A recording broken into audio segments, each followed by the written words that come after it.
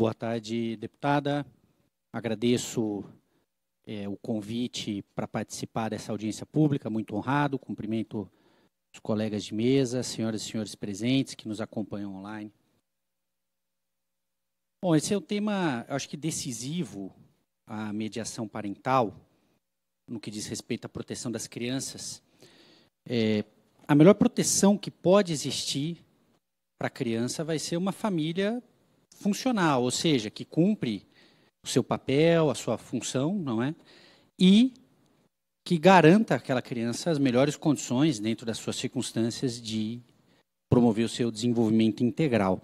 E nós sabemos que, quando isso não acontece, existe o contrário, o lugar onde as crianças mais enfrentam desafios, problemas, violação de direitos, são dentro de famílias, não é? Então, existe essa ambivalência na realidade familiar. A família, ela tem o potencial e precisa ser um lugar de proteção para as crianças. Quando deixa de ser isso, aí nós temos um problema sério, não é? Que a política pública sempre vai ter dificuldade de chegar. Basta ver os dados, não é, de negligência familiar contra as crianças, que é a denúncia mais frequente de violação de direitos no Disque 100. Nós temos aí entre 200 e 300 mil denúncias por ano, e é um número que vem aumentando, provavelmente porque a conscientização aumenta e estava subnotificado, seja como for, um problema de amplo acesso, sem falar na violência ou nas diferentes formas de violências contra as crianças. Não é? Quase sempre a criança é vítima dentro da família. Então, eu acho que aqui não se trata de apontar o dedo para a família, nós já falávamos disso aqui, né? O Denis comentou, mas de como nós podemos fazer, ou o que se pode fazer para que a família exerça a sua função protetiva e seja um espaço de cuidado e proteção para as crianças, para que toda a família tenha uma boa história para contar também nesse âmbito, não é, da proteção digital.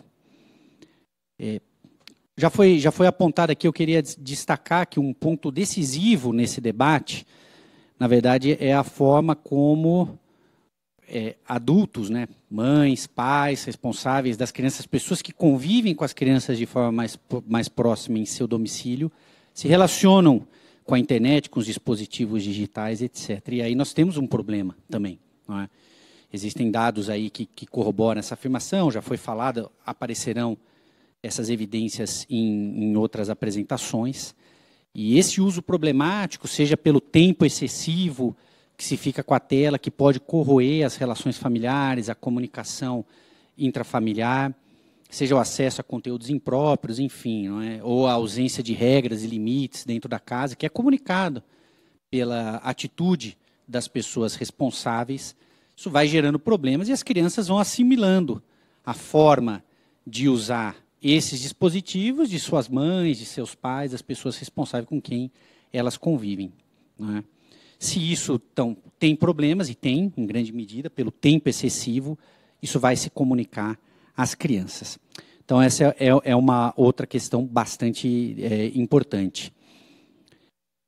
As políticas públicas que estão orientadas às crianças, por outro lado, elas podem chegar, dependendo de como está desenhado, enfim, quais são os canais para acessar, alcançar as crianças, podem chegar um pouco tarde.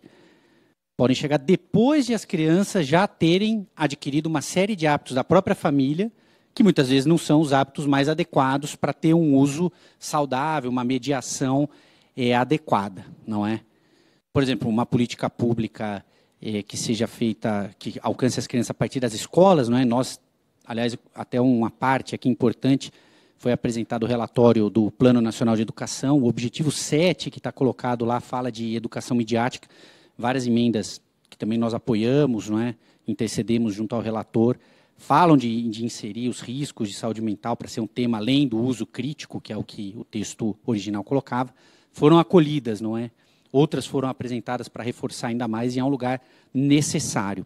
E lá nesse texto já coloca um espaço de mediação importante, que é também fazer esse diálogo com as famílias, não é? Isso é imprescindível, porque é uma forma também de chegar antes, né, de fazer a prevenção, quanto mais precoce, melhor. Tá? Também nós precisamos reconhecer que as famílias elas não são plenamente autônomas, não é? As famílias estão inseridas em contextos comunitários, são influenciadas pela sociedade, recebem uma série de recursos, não é, positivos, às vezes negativos, dessas relações. E isso as influencia decisivamente, não é? Também ajudar a criar um ambiente social em que a relação com as tecnologias seja positiva, vai colaborar para que as famílias tenham mais facilidade em ter esses hábitos conforme as melhores práticas podem apontar, e assim isso ser comunicado de uma maneira mais adequada para as crianças, não é? Seja como for, é importante lembrar que essa responsabilidade de cuidado, ela ainda que seja das famílias, existe um aspecto solidário e subsidiário de toda a sociedade no cuidado das crianças, também nesse tema, não é?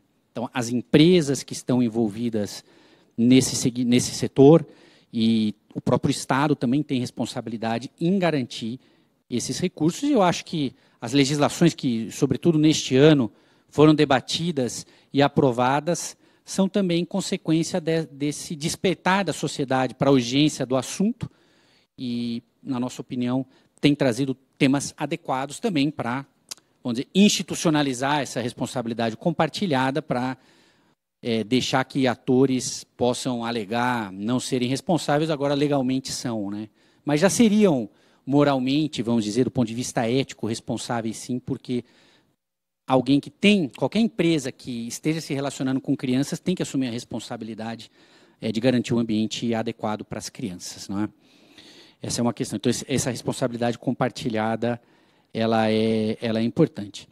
Eu queria trazer um outro dado também, quando nós falamos de chegar nas famílias, que eu entendo que possa ser um subsídio para o relatório e para outras iniciativas do GT, já foi contemplado de alguma forma nos projetos que foram aprovados aqui na Câmara. Aliás, fazemos votos para que os projetos sejam rapidamente também debatidos no Senado, né? Estão pendentes aí de despacho da mesa no Senado. Seria um bom trabalho aí de articulação para haver esse despacho rápido e os projetos passarem a tramitar no Senado Federal. Foi publicado, nesse ano, a nova edição do indicador de alfabetismo funcional. Tá? Depois eu posso compartilhar aqui uma referência para ficar, mas foi divulgado pelo Unicef em maio deste ano, e 3 em cada 10 brasileiros entre 18 e 64 anos são analfabetos funcionais. Esse é o dado oficial mais recente. Isso significa que essa população não vai ter acesso à leitura de livros, de manuais, não é? ou de quaisquer outros tipos de instruções.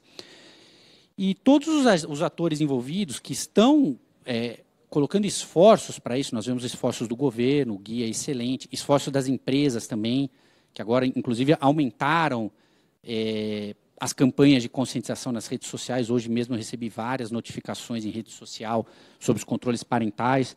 Isso é muito bom e vai ampliar o alcance, mas também nós precisamos ter um cuidado especial em pensar como nós conseguimos atingir essas pessoas que já são, de alguma forma, vítimas de problemas estruturais relacionados à educação na nossa sociedade e que não vão ter condições, por conta própria, de acessar esse conhecimento tão importante para garantir um ambiente mais seguro para as famílias. E isso, inclusive, pode ser um indutor de desigualdades, não é?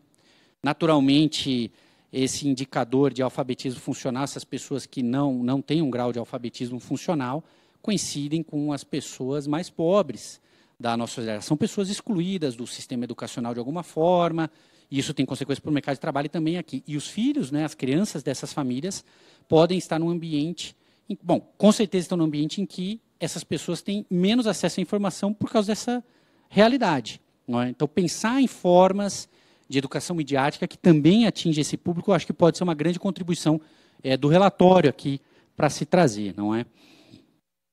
Enfim, com metodologias adequadas, mais participativas, né, o uso de outras estratégias educativas que vão além, ou que talvez traduzam já esse conhecimento bastante importante que tem, seja de guias de empresas ou do governo, para chegar a essas famílias. Mas nós queríamos trazer esse alerta, não é? Enfim, para concluir, nós entendemos que um grande caminho de contribuição que este grupo pode trazer, além da regulação que tem avançado, é pensar nessas alternativas para atingir essa camada da população, que são milhões de famílias que por conta própria vão ter mais dificuldades do que nós teríamos para acessar por causa dessa situação em que vivem, né? Como fazer valer o direito dessas pessoas e garantir que essas crianças tenham. Eu acho que esse é um debate. Existem estratégias colocadas, existe uma literatura sobre o assunto, metodologias disponíveis. Eu acho que recomendações do grupo de trabalho nesse sentido podem ser bastante interessantes para trazer. Nos parece ser uma prioridade, deixamos aqui isso como recomendação. Agradeço bastante a oportunidade, deputada.